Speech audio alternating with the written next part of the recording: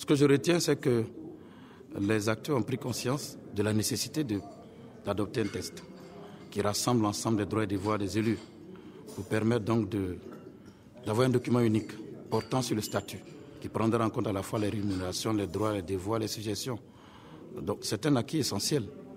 Le deuxième acquis, c'est surtout au niveau de la question de la fonction publique territoriale.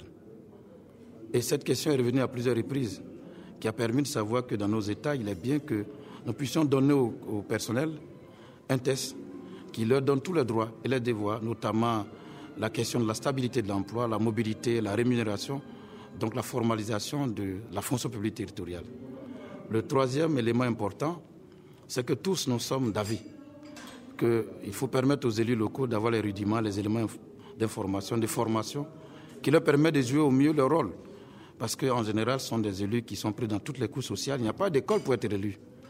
Une fois qu'ils sont élus, il est bien qu'il y ait la formation pour leur permettre d'être au niveau de leurs responsabilités. Et là, je l'ai retenu. Je pense que l'élément essentiel, c'est de voir comment nous faisons pour que toutes ces recommandations puissent se traduire dans les faits. Voilà ce que je retiens, l'engouement et puis la détermination des uns des autres. Je crois qu'avec ça, nous sommes sur de bons rails et nous pourrons aller peut-être très loin.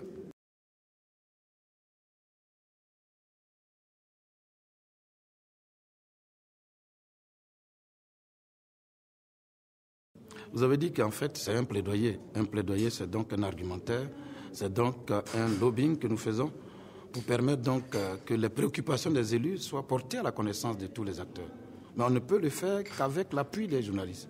Les hommes des médias sont importants et c'est pourquoi nous avons tenu à organiser le panel pour voir comment faire en sorte à renforcer le lien entre les élus et puis les journalistes et leur donner la mission de répandre, on pourrait dire la bonne nouvelle, c'est-à-dire en réalité de nous aider à faire en sorte que les préoccupations parviennent à qui de droit, c'est-à-dire aux décideurs.